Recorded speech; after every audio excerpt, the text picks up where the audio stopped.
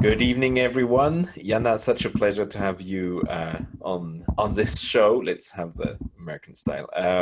We know each other for a long time. We've been working together for a long time, and it's a great pleasure to have actually a lot of friends on, inviting friends and having a chat.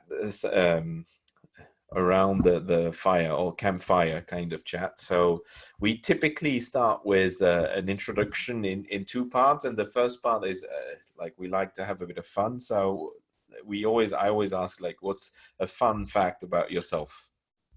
Yeah. Um, okay, well, I don't know if this is a fun fact, but I played piano for almost 20 years, and I speak 5 languages. I used to run half marathons. That was Um, before. that was before. That was my previous life. Yeah. Okay, so multi-talented. So now, second step is who are you, and give us a brief about YLT and why YLT is so special. Yeah, well, Translations. first of all, I would like to thank you for inviting me to your webinar. I've seen you done a lot of episodes with a lot of great people. I think you're doing a fabulous job, and I'm really honored to be here today. And a little bit about myself. So my name is Jana, and I'm the owner of YLT Translations. We are the leading Amazon dedicated translation agency right now. And we have a team of 43 native speakers and other team members who we would not be what we are today. Yeah.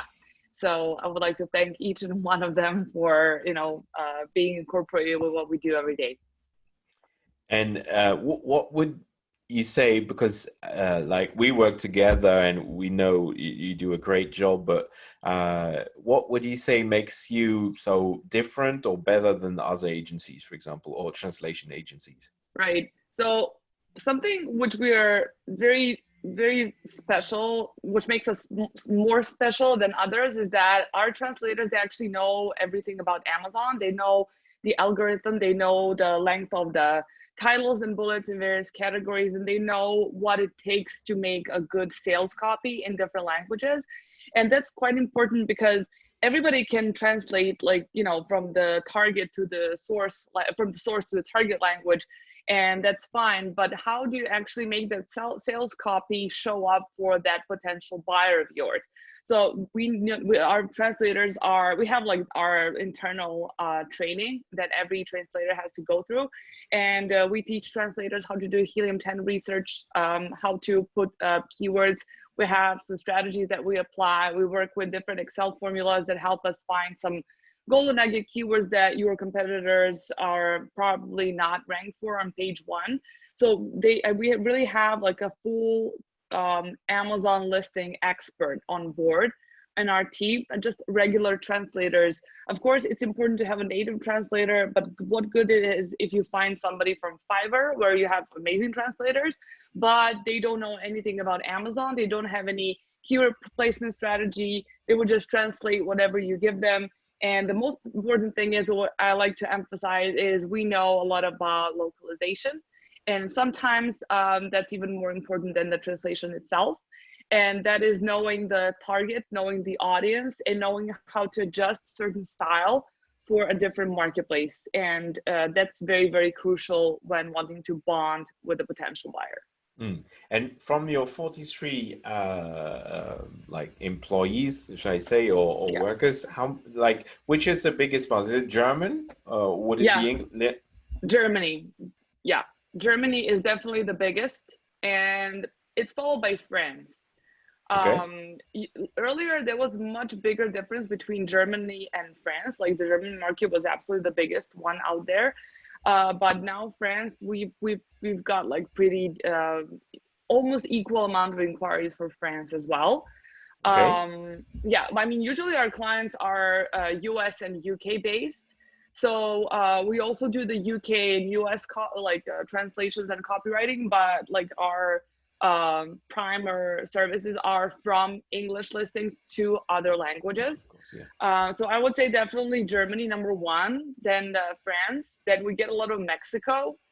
And Okay. then every now and then we get Japanese. The Netherlands has been quite fantastic. Like ever since like October last year, like we've received inquiries. And at that point, I was just talking to one Dutch seller. Actually, I was in China, and we were just talking about like the Dutch marketplace and what's going to happen if Amazon expands over there. And we were talking about Bol, the Dutch marketplace, and he was just telling me like, and he's an 8-figure seller, so he knows his stuff. And he was like, well, you know, Jana, like I think Bol is like very dominant, and I don't know how much people would be interested in selling it on Amazon. It's kind of a local marketplace, and it's going very well. But then, like all of a sudden, like we get so many inquiries about the Dutch marketplace, and a lot of people want to sell there. And I just think that it's very interesting for people to be the first one as a seller on a new marketplace. Even though, as you know, PPC hasn't still rolled out, and it's been scheduled for later this year before BC, but I don't know what's going to happen with that. And also we have some inquiries for Poland and for the Czech marketplace. That was also scheduled for later this year, the Polish one for sure. But I think also that was also pushed back to 2021 or God knows. So do you have insights in the fact that there will be a Polish ams.pl and a Czech one? It will be. Yeah, the Polish one, I am like 90% have the insight on that for sure that it's going to happen. I just don't know when. It was expected to be rolled out this year, but I don't know. Yeah, COVID. And like it's interesting because like whenever you would register for VAT for pan-European, you would always have to register for Poland and Czech. And that's why I think they're kind of finally rolling out these marketplaces as well. And a lot of people have been, this is just like it's just talking about that, like about Denmark and Sweden, because people have I heard about Sweden a lot. But I mean, I don't think it's we could expect anything this year. Definitely. I mean, Prime Day is also pushed back to October, and with all the new regulations, Amazon, and restrictions about Q3 and Q4 product launch, I don't know what else could be new and fresh for all the sellers. But this is definitely something which I've been talking a lot with different people, also like some information from Amazon's webinars as well, I've heard. So, this was something that was expected, and I would really, really want to see what will happen once they enroll the PPC for the Dutch marketplace, because like we really literally had like sellers translate their whole inventory. I'm talking about like 70, 80 ASINs, just like rolling out, and you don't have any keywords for the Dutch marketplace. And whoever tells you like you do have the Dutch marketplace, you don't. The only tool I've seen, because I've been like looking for it everywhere, is called Seller Sprite. But that's a Chinese tool. Chinese sellers use it, but I haven't had any like really good results, honestly. It's probably too young to have that, because they need to have more data and more researchers to probably give the right keywords. One question is, why do you believe France would be the second? Why do you get so many demands from France? Because I'm surprised, because French Amazon is much smaller than UK or Germany. So. Yeah, definitely. Well, I don't really have an answer to that. Like we don't get, like, for instance, people would always do like Germany and France and skip Spain and Italy. And I mean, Italy is like the smallest one, so you would never get, like, rarely you would get like Italian only, maybe because this is like an Italian seller or somebody who's absolutely sure that has the right product for that marketplace. But like we usually get like a Germany, and they always say like, oh, and if you can also get the French one as well. So, and rarely we would get the combinations Germany and Spain, or Germany and something else. But if it is, it's going to be Germany, UK, and France, like definitely in Europe. Because it's probably the size of the market, like France. Yeah, French market. I think they say like, okay, well, France is not the biggest one out there, but I want to do something else. I think that when people register for pan-European program, and it costs a lot of money, all the VATs and stuff, and I think one of the reasons might be like, hey, I've registered for this, like why not France? Like it's not as small as Italy and Spain, but I'll just give it a go. I just think that people just want to try it out. Yeah, well, makes sense. So Might let's be, yeah. first learning of today, and I that's new to me, so great. Thank you for coming. It's Yeah. like Amazon Poland is coming soon, and probably Czech Republic, Scandinavia probably as a second step. So that's very interesting. And okay, I'm not sure that's an insight for anyone specifically, but that like there's a lot of demands for France. It's I think probably a lot of people have been covering UK and Germany, and then starting to roll out in the rest of the country. So it makes sense. Now I have a question for you: is like localization is a big topic. How would you approach it? And what are your general tips about localization and trying to reach out to the French customer, to the German customer? What are your general tips on that, and making sure you do? Is there a different approach in talking to different customers, or are your translators trying to have this native touch of how to talk to customers? What's your insight on that? Yeah, well, first of all, what is a very big mistake, and what I think that the service providers and we, of course, did at the beginning, is that you don't get enough of the information from the client, from the seller, what they want, because localization and the product itself, it really determines, like, the grade of that localization. Because if you're selling kids toys, and if you're selling a travel mug on the German marketplace from the UK or the US market, it's going to have a different approach and different style. You know how everybody says, and it's also what I, of course, agree with, that, Germany is all about like being straightforward, very strict, like tell me the features, don't go like all emotional bullets and stuff like that. I just think Some that when would you're say selling, bullshit, but yeah, we bullshit, yeah, don't try to push me into buying the product and, like, just forcing me into it. German people, like, they don't like that. And also, like, one of the very important things is that the German marketplace is, from all of the other worldwide marketplaces, is the marketplace that gives out the most refunds. So if the clients, if the buyers, they don't like something what they read, or maybe they kind of understood this like differently and they get something different, they will return this, have to refund them. So that's a fun fact about the German marketplace, and that's why you should be very careful with how you present your product and how you talk to your in your audience. claims, yeah. Yeah, and claims and stuff like that. So if you're selling like a kid's toy, of course you have to have a little bit of that emotionality in your bullets, but it has to be like with a very, very, you have to be very careful with how you present that. But like if you're selling a travel mug, you can go like full in with only the features, materials, like why is this a good product and how does it solve your problem? This is everything that you should have in your bullets. But you cannot have absolutely the same approach with the toys for kids and a travel mug or remote controller or anything else which might be a more tech gear or something like that.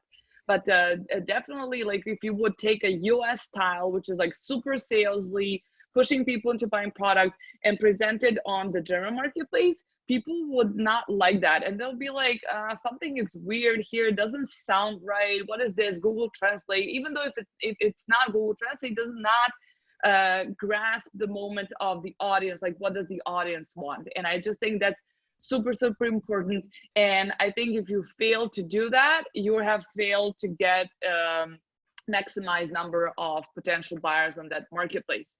And we've been also doing some translations for Payoneer, the payment service provider, and they came up with a like a English, UK English, which says like humility goes with our customer service or something like that. And there was an absolute faux pas to be translated to the German marketplace, because like humility and humble does not go well with like presenting a professional customer service. So we kind of had to change it to respect, and to kind of sound it more of a, without that kind of that emotional tone and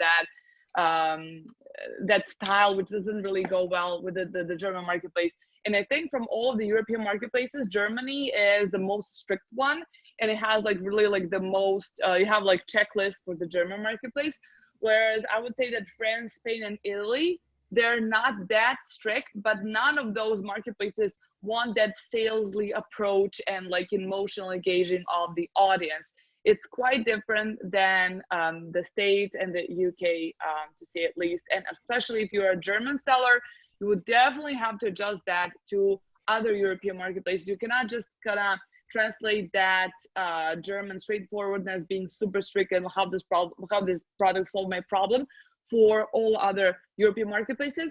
And an interesting thing for the Dutch marketplace is that, I mean, you know, like how the Netherlands are like a very liberal country, starting with drugs and like LGBT like marriages and everything, you know. And so like I've been told, like, because I've been talking to my team to see like what we should focus on or not. And then all of the translators told me that if you have a kid's toy, let's say it's a pink teddy bear, it's really not okay to write that this is a toy for boys or toy for girls. It should be toy for toddlers. So they don't like the keywords, or the keywords are not that in such a high demand that are gender different, and anything which is like for mom or dad, but for parents. So this is what they really want. And it's really interesting because we checked keyword planner after that, and these keywords really have higher search volume than like some of the keywords which are gender related or mom, dad, and stuff like that. So I mean, that's kind of, you know, you would not think of that, but that's actually true. That's really interesting, especially for some specific products which are gender related. And one question for that is, like, for a translator, say you have the text in English and you want to translate it to German or to, and like you come from a text in English or American English, which is very salesy, let's say. So your translator has to change quite a lot of that, right? So it's far away from only translating. It's also going back to facts if you're really talking to more of a German audience, or going a bit to give some emotions but taking out the salesy pitch for the south of Europe. Is that so? How do you handle that, of like rewriting a bit as much as translating? Yeah, well, as I said, first of all, like you have to tell the client what you're gonna do, because a lot of clients just go to Google Translate as a quality check control, and they're like, "What is this? This is not my text I gave you." Blah blah. So you really have to assure the seller that what are you gonna do.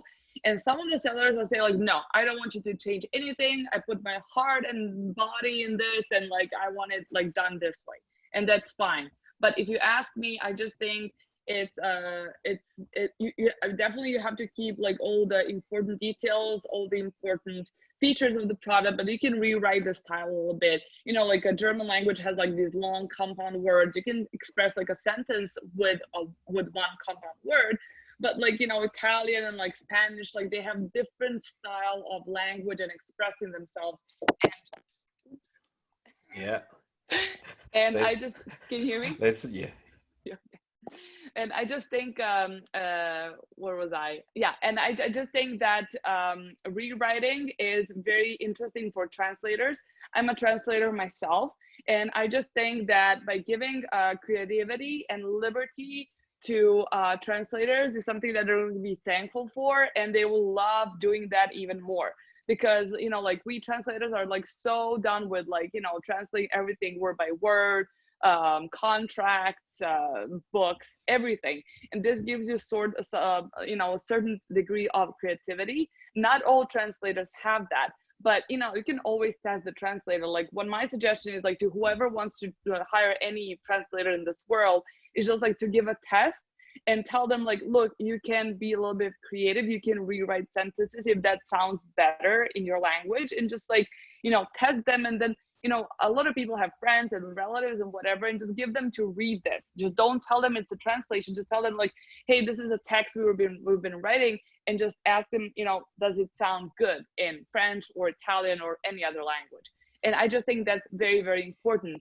That doesn't mean that every single listing should be rewritten completely. Sometimes it's absolutely fine to translate it as it is, because it grasps the spirit of the target marketplace. But in a lot of cases, it would need some adjustments, definitely, especially when inserting keywords. That as well. Keywords would probably not be the same on every marketplace. Separately, you would have to do the keyword research separately for each marketplace. And by inserting these keywords, you are rewriting the text. because the keyword is not going to be placed in the same part of the sentence, probably on all languages. Of course, the title is completely different because there's no context, and you just like use it for keywords. But when talking about bullets or product description, probably going to rewrite also on the basis of the keywords that are being inserted. And that leads me to the question about SEO. And I know like SEO is a great topic because people people have strong opinions about SEO. And there's always a fight for me between like adding keywords and let's say having meaningful content. Like if you have the 70 or like the 80 characters to be in mobile search, for example, Right. and so on, and you say, okay, like I have the choice between a meaningful word and a keyword which is less meaningful. How's your approach with that? Like I know what I attempt to say, but as translators, what would they work on? I would definitely, and how we train the translators is that the keywords are number one. You can have as many meaningful words as you want, but nobody's going to find that product. Ideally, you would have both. You would have both keywords and beautifully written listing. But if you really want to try it out, maybe like A/B test it, I would always say that the keywords are number one, and then beautifully written listing is number two. Of course, you should not have like a random like BS in your bullets, but you should definitely focus on the most important keywords. If you don't want to butcher your bullets, if you think they're fantastic, just maximize on the keywords in your title, because you can put like 3 to 5 keywords depending on the product category. I'm talking about like 199 characters. You can put like keywords over there. But when talking about listings in general, I would always say that you should use the highest search volumes in your listing, not of course overstuffing or anything like it, but I just think that you have to have at least 9 or 10 keywords in your title and bullets if this category allows that, not talking about food category or anything which is like super simple, usually also without any keywords. Great, thank you. I like to ask a What do question you because think? yeah, I'm a bit different, but it's also because we help only brands. We don't have resellers. Like 95% of the people we work with are brands, and brands would be very conscious about how they write. So they would tend to say that they prefer like have meaning over SEO, and like for me, the SEO content is sometimes the way you will rank organically is also thanks to advertising. So if you don't have that keyword or you don't have it in the first place, you could have it in the back end or something like that. And Yeah, I'm I mean, not. definitely backends are, way to go if you want to put it over there. But according from my experience, like we've been doing this for almost 2 years now. Like we were first not that much focused on keywords, and then when we start focusing more on keywords, I mean, we're trying always to focus, like to have like a really, to send the same message that the client had in one language to another. But we also like put some better keywords, better keyword strategy, and a lot of like really, really great sales happen with a lot of different clients. And I don't know, I would just like put the keywords. And you know what I think, like when you have an A+ content, it really doesn't matter. Like you can put a product description in backend with tons of keywords, but that A+ brand content is going to present your brand and who you are, and all that story telling is going to be in A+, not in your bullets. I think that bullets are there just to visually to show the buyer what your product is capable for, like, with the big caps and like starting with the bullets. And then when they scroll down, they can go to the A+ where they can find out about your brand, like you can send the message and all that branding that the clients want. This is just, my opinion. Yeah. And great. And one question is, do you sometimes do you have KPIs in looking in how you performed? Like, do you sometimes have this work of afterwards looking at after you did your work, what if it like helped in overall performance? And if yes, what kind of KPI do you use to check you did a good job or that? Yeah, well, unfortunately, we don't go into anybody's seller account. Like we don't upload, we create flat files, but we don't go into anybody's Mhm. seller account. We used to do that 2 years ago, but that turned out to be not a good idea because it was like blame it on the translation agency. So I was just like, no, we're not PPC. We don't have to go into anybody's account. So we stopped doing that. But what we do, we follow up with a lot of clients. We ask them like, you know, the performance, we ask them to share the numbers, like if something has increased or decreased. If they're not having a good result, we offer revision. You know, like we always try to see what's working, what's not. And considering we do around like 1,000 listings every month, it's been, you know, like we've got pretty good data from the clients who wanted to share numbers. And usually, you know, like, I mean, it is what it is. I mean, people who have good results want to share, and people who don't have good results, you won't even hear from them. So, you know, but we have a lot of them who've had good success. I have some like really crazy numbers on our case studies I've recently got. Like, I can also maybe share them here. I don't know if that. Yeah, well, no, for me, it's like Yeah. success is interesting, and I know you're working great, so I'm not surprised you would get those success. I think it's most interesting if like when it's not working, like Right. what's your process when content is not like they're not selling, there's no conversion? How do you approach it? Do you have a way, or is it like it's a bit random, or what's your process? No, it really depends because sometimes it's not just about SEO. Sometimes you have a shitty product, you know, and it's not gonna work. Or maybe your pictures are bad, or maybe your A+ content, like your template is shitty, you know. So it really depends. Like what we do is like what we double check, you know, we double check the keywords. We get this again to a third proofreader to absolutely be sure that we done the job right. And if it still doesn't work, we offer to do a revision, maybe a little bit of rewriting, maybe you know, we change some keywords. Of course, it's very important that people don't change everything immediately. You should just change like one variable at a time. So you can do like a A/B testing with the title only, with the bullets, with the description. You know, like you should never change the whole listing completely. Then we check, you know, like what keywords you're indexed for. You know, like this is what the routine, like the KPIs is like, you know, that we double check, are you indexed for our keywords that we did here? If you are indexed and if everything is okay, then probably maybe your PPC campaigns are running low or something like that. But we usually double check everything if something could be improved in SEO terms. And if not, then there's so many other ways that could potentially harm your listing. That's really ungrateful, and you can never be 100% sure, you know, but I guess you have to just, you know, like SEO or PPC or pictures, it's like all like pieces of a bigger puzzle. So you kind of have to have everything done in order to, you know, just know that everything is working. So. And yeah, and it's like one of the questions that I sometimes we have to address, and it's going one step above. So I don't. It's like, are they addressing in the right way their key customers, or they target customers? So we did talk about the cultural thing. So right. It's like, do you have sometimes this thing where you say, okay, you're not addressing your right customer or in the right way? Do you have? Yeah, well, this is also what we have to. I was jump on a call with a client, or my project manager does, and we because we don't do the audience research, like we don't know exactly who's your target audience.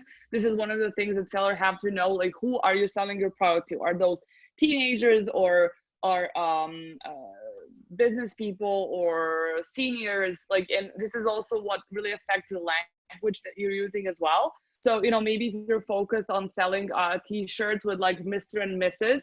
and you're focusing maybe, I don't know, seniors, maybe that's not the right choice for you, because that's exactly the situation we had. But the client was selling something like this, and just all the whole German team was like, this is not a product that I would buy. Like, I would never buy something like this. And people were just like, this is not a good market for this product, you know, and this is just what it was. It was nothing there's more nothing than that. nothing you can do in that case. Yeah, sometimes it's like really, I mean, you can do as much, you know, but if you don't have a good fit for your product for the marketplace, it's just not going to work that well, unfortunately. And one question also is like between all the countries, do you have like funny examples of differences? So you said already like Germans are really fact oriented, like south of Europe is probably more emotional but not very salesy or not Yeah. reacting very well to salesy. Do you have any like fun facts in terms of differences between the countries, or things which are you can do or you cannot do or in the Yeah, different like countries? I don't think that there are that big differences between Spain and Italy and France in terms of like how this is like this is it. This is something that doesn't work. I've talked to so many different people. I saw you had something presentation on this topic, and I skimmed through it, and I couldn't remember what I read, because I don't think that there are like that specific differences when comparing with the German marketplace. Like what I can tell you is like that there is absolutely big difference between Germany and the rest of them, and probably Dutch marketplace because it's similar mentality up north. But as far as like France, Spain, and Italy, I would not say that there are so many big differences. I don't know if you can probably add something to this. Well, it's certain that the way you put data and let data, you need to have claims, and the way you give facts in Germany is, and there will be more technical than in the other countries. And selling binoculars, for example, you would look at really technically the details, the exact number of the light transmission and things like that. Whereas in southern country would be more about the design on how it feels, and so more things which are less tangible, let's say, in terms of Mm-hmm. that was the type of example we had with several brands. Right. And do you have like when you talk that to brands, how receptive that they are of changing their content or like evolving their content to different countries? Like generally they're all okay, or is No, it? not really. Unfortunately, not. And you have to talk their way, you have to talk your way through that. A lot of people, they just kind of see translations and just like being one text taken and translated to another language with no difference in nothing. They would even translate the keywords as they are. A lot of people don't understand that, unfortunately, and you just have to kind of win or lose that battle with a client and then be like, okay, like, but this is not what I would suggest, but it's your brand and you can decide. And a lot of people don't actually see how big potential the correctly done translation localization with right keywords has. If you're already selling on a foreign marketplace and you haven't optimized your listing, just imagine how much more you could do once you've done that. Hmm. Okay, very interesting. And maybe if the audience has some question, they can start to ask a question, and to my next one, which is usually quite funny, is like, do you have example of brands which have completely failed their localization? Yeah, Uh, I have a really cool example with for instance, like everybody knows Kim Kardashian, right? So Kim Kardashian, she was about to launch her shapewear, and she decided to call her shapewear kimono. And then the Japanese government got, it was targeted for the Asian marketplace, and the Japanese government got super upset, and they sent her like an angry letter saying like, oh no you didn't. And it was just like literally like in the nick of time before she launched that, and she had to change this. I mean, this is a disaster which was avoided. So she had to change it to Skims, which is called today. And we discussed earlier, you know, like in the car industry, like a lot of different mistakes. I know one for the Portuguese marketplace. It's a Hyundai Kona. Kona is a Hawaiian island, but Kona means cunt in Portuguese. And so Interesting. nobody wanted to drive, you know, that sort of car. And they completely failed. They had to rename the model. They just picked another Hawaiian island. It's called Kauai now. And this is what people drive in Portugal. And that's absolutely horrible. And, you know, Dolce Gabbana with completely wrong video promotional showing Asian person eating pizza with chopsticks. This I was supposed to remember be this their one. Yeah. big breakthrough. Yeah, this was just like they lost like billions, you know, and they did. didn't even apologize for that. And did you have examples in on Amazon specifically, or like customers of yours which would have had like a localization where they really messed up, or before you have them, or examples on Amazon, or and how you can sort of get out of that trap of There was one client. He was selling a shampoo or some sort of beauty product. He was a UK seller, and then he wanted to launch in Germany. I mean, he launched already, and his product got banned because he didn't check that ingredients in Germany, they were prescription drugs, and they were completely banned. So he was not allowed to say anything like that. But I have like different like examples I've seen on Amazon, you know, like people messing up with you know, localization, trying to be funny, which is not funny. You know, like there was an example of like an Italian listing. It says like a bikini for fat woman. It says like fat, but they wanted to be like, right, they wanted to write like not the plus size, but they wanted to go to chubby, sort of, you know, because like the whole we know listing was chubby, kind of, yeah. yeah, but the whole listing was kind of trying to be funny, but then like they used the word fat, you know, and that was kind of really, you know, not good choice of words. And you know, there was like a lot of different things, you know, how people mix English with like different words. They don't know what like that English word maybe means in French. Like there was like a toy for dogs, like the chewing dog, chewing toy, and then it said like FART, fart, do something, and then you know, like you didn't know it was English or French, and it means like the fart toy. This is how you would read it, because the first part goes in English and the second part goes in French, and like you don't know how their, you know, like what their focus was on. So I mean, So a lot of people don't even pay attention to not even translations, let alone localization. You know, like they don't know what the target marketplace offers them, or what is allowed, what's not allowed. They just don't care. yeah, so we've got some reaction to the word chubby. Some people are not living well with that name or noun, but that's okay. I had one question specifically on nutriments, and like I know from the law, or like things which are like health products, that Yeah, law in different countries is different. Like I know, for example, in Germany, you need to put first what is the most important ingredient, like the ingredient with the most effect on you. Like whereas in France, for example, you need to put the first ingredient with the most quantity. Like if it's sugar, you would have put sugar, and then the second important thing. When you do translation, do you handle that, or do you have to go into understanding what the regulation is, or is that like your customers come with their rules and no, regulations? we really have to talk with the client about that, because there are so many different supplements like every day, and then rules change all the time.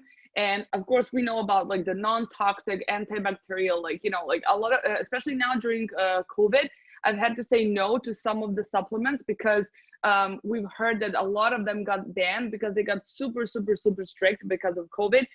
Even one of the beauty products that we've done says something about when you're taking a bath, that it takes away you feeling uncomfortable down there.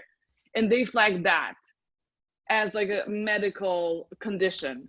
So it's really, really tricky, but we usually ask the client to give us all possible information they have, because like supplements also go into different categories, and you cannot be 100% sure for all of the supplements. Of course, if we've done I don't know, like a C vitamin like 1,000 times, there are also rules that apply C vitamin, but there are like so many supplements, especially nowadays for the whole this pandemic, that, you know, pop up that you've never heard about, and they're not sure what rule should apply to that. So usually like the clients come up with important information, because we really don't want to dig up on something and then, you know, just fail miserably for the new sort of products. So it Yeah. really depends. So yeah, you would rely on the customer, Yeah. and Like my feeling that customers from especially the US, they feel they misunderstand or they have to get, there's a lot of work from them Oh to yeah, that's a lot of work for them. Yeah, because they're just like do it, and they're like, and by the way, register me for VAT while they're doing that. So they're just gonna really, you know, they're kind of a little bit. They just don't want to deal with those things. It's like a hassle for them. But when working with the European sellers, it's completely different because you know it's like it's their it's their domestic field, so it's not that Mm. big of a problem. But the US supplements are could be really tricky to kind of adjust everything for the European marketplace. Okay. I have a question here. Selling in Canada and starting to sell in Spain, would you create a new listing from scratch and do a whole keyword research, or use the English listing as a starting point? Well, I think that Canada, you can definitely use an English for the starting point. Of course, a lot of people do French. I think he's moving from Canada to Spain. So it would be Oh, from okay. the English to the Oh, Spanish. okay, okay. To Spain. Okay. Well, I mean, I would do the Spanish one. Like, I don't think the Spanish people do use a lot of English, honestly. But if you want to something as like to just start selling over there, I don't know what the product is. You know, like maybe if it's something which is quite popular that people are used to like typing and searching for in English, then it's fine. But maybe if it's something which is more specific and needs to be a little bit, you know, like translated, localized, I wouldn't think it's a good idea because once you enter the Spanish marketplace, if you have that, you know, famous honeymoon period, and you're just gonna blow it by being there and indexing for English keywords. So Yeah. my suggestion is to do a little bit of the competitor search on the Spanish marketplace, see what they're doing. If English keywords are acceptable, and probably a lot of them are using English keywords, then go for it. Otherwise, I wouldn't say it's a good idea. Yeah. So two things on that is one, you would check English keywords in every marketplaces. Do you do that also? Yeah, Checking we do like that as well. Yeah, because sometimes, even though maybe it sounds weird to put it in listing and front end, but as we discussed, like you can in always put it backend. in back ends, definitely. Okay. I It think really yeah. yeah, go. I think the question was more about we should translate it into Spanish, but do you think it's better to start from the English like the English Oh, content and translate it, or start from scratch, like talk to copy, like not doing copywriter. Oh, okay. translation and doing Spanish copywriting? What's your guess on that? Well, I think that every text can be rewritten, honestly. And I just think that if you have enough of, if your English listing is good and has all the crucial information, I think you can take the best out of it and put it on Spanish marketplace. I definitely think it needs some little bit of a rewriting, definitely. But I don't think you need to write something completely from scratch. I think that the listing you already have, if it's a good listing, then you can take all the important key information from there and just adjust them a little bit. So I would call that also translation, not copywriting. And because generally copywriting will be more expensive than translation, right? They will be Yeah. twice more expensive. So if you want to save some money, I would say the translations, but you just have to explain to a person who's going to do that you need rewriting and adjusting a little bit, blah, blah, but it's still going to be translation. Great. Thanks for the insight. So I think we're coming slowly to the end. So if anybody else got a question, you're welcome. So and to reach out to you, so the website is ylt-translations.com, right? .com. Yeah. Exactly. And that's the best way to reach out to you. You're on Facebook, also LinkedIn, Yeah. every If you, possible social media. yeah, like you should like our Facebook page, Wild Tea Translations, because we I've just started recording some video tips, and we have fun facts Thursday, and everything is about international marketplaces and localization and stuff like that. And I think we give some pretty useful info for sellers. So like our page, if you guys need any other advice, or maybe you have any questions, or if you want a free listing analysis, we'll be happy to help you. You can just send us an email at info@ylt-translation.com, and we would be happy to help you. Great. I have another question before Mhm. you leave us. By rule of thumb, Is there a sweet spot of how much text we should include across our listings? Titles, bullet points, product description. I've seen some listings that fill up the entire allotment Amazon gives, but looks like a lot of text. Or is this worse, considering it gives you more opportunity to include further details? So that's already a long question. Okay, so from what I know, a lot of sellers think it hasn't been confirmed for 100%, but a lot of people say that first 1,000 characters get indexed, and this is what a lot of people like to believe in, and they put in their listings. A lot of people have A/B tested this, but nobody has 100%, proved this. Also, so like you when say you have 1,000 characters in total when you take titles, title, points, bullets, and product description. is Yeah. 1,000 characters, which we assume is only taken account of for SEO. Yes, for SEO, exactly. So like, and my overall advice is like never to write a novel in your bullets. I know a lot of people want to maximize on that 499 characters, but I really don't think that's necessary. I just think it's better to have like a visually clean and nicely looking bullet with like caps at the beginning, where you put like the, a feature you want to emphasize in that bullet, then write like maybe two and a half sentences, so you get like 2-3 lines possibly, and then just like have like the 5 bullets, and then you can go on and on about it in your A+ content. If you don't have an A+ content, then just do it in your description. But I would focus on the best keywords definitely in the title and the bullets, because that's what shows up. Also on the mobile app, the description comes before the bullets. So just put something also which is good at top of your product description, in case that your bullets maybe go to like 700 characters and you have like 300 characters more. And I would also suggest, like, even if you have like the A+ content, you should always have some good keywords in your product description in backend. So what I would suggest is that if you want to try, like, that you should also, A/B test it and see like how well the 1,000 characters would work for you. But I would definitely suggest not maximizing on anything in the bullets. I think that's just too much text, honestly.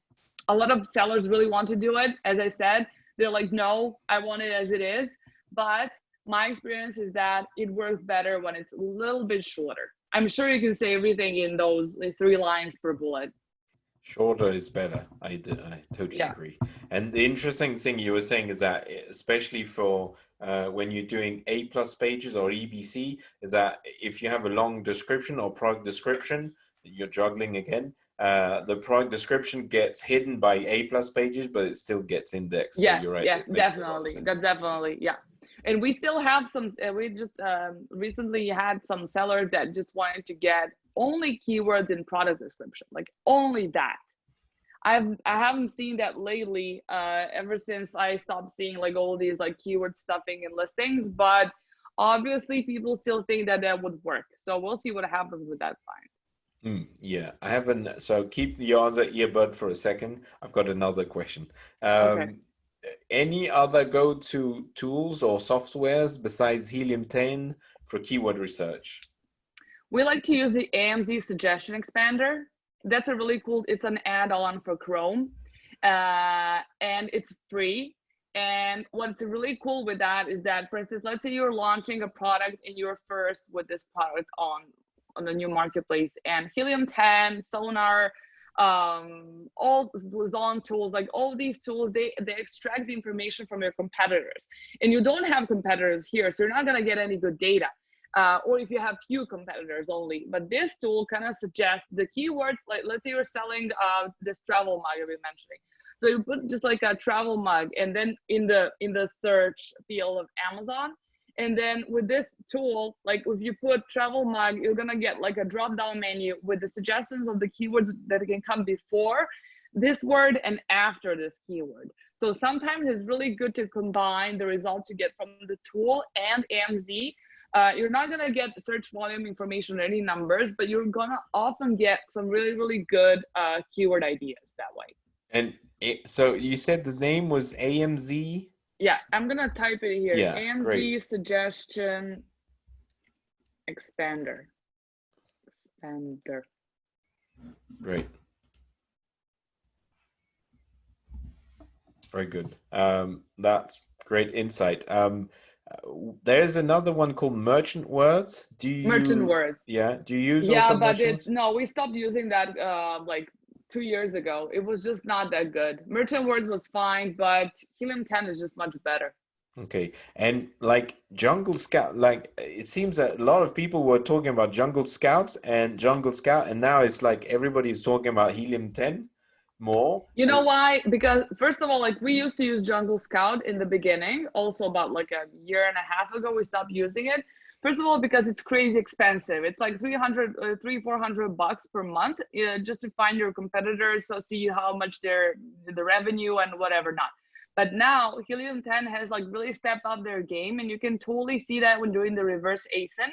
If you put like the ASIN you want to look up, or even your ASIN, when you click on get competitors, you really get some really, really good competitors. Like we check that every time on Amazon to see if the competitors from Helium 10 are good enough, and they are. So you don't actually have to spend money on Jungle Scout, and Jungle Scout was never actually for keywords. It was more for competitor lookup and to check their revenue and their sales. So, and I don't know a lot of people who still using Jungle Scout. Yeah, okay. I know they've developed also tools which are much more developed to get more insight into other account sales. Yeah, So you have maybe so they're many different reinventing tools. themselves. Yeah. They also had this, the reinventing themselves. They have like 15 different tools. They have like this really cool tool about marketplace research. That's really cool to see like how well your product will do on French marketplace, for instance. They have so many amazing tools. So I think that they're like seriously like number one tool. Like there is nobody else as Helium 10, at least from my experience and from sellers we've been talking to. Yeah. Yeah. Well, And it this is sounds not a like paid commercial. It's really what I think. yeah, we'll investigate on that.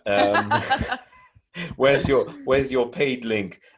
So anyway, Jana, great to have you here. I think we tried to keep it in 45 minutes. We never achieve it. So that's like how it is. It's like because it's great to have you and it's a lot of fun. I hope we'll be able to meet soon on a real conference with real people and Hope to hopefully God. without masks, but it sounds like it's going to go on a bit. So we'll be patient. Thank you again. Have a great evening. Thanks to everyone who joined. And yeah, we'll see you around and we'll follow you on Facebook for sure. So Thank thank you you very so much, much. Jenna. Thank Have a you. great Bye, evening. guys. Bye bye. You too. Bye bye.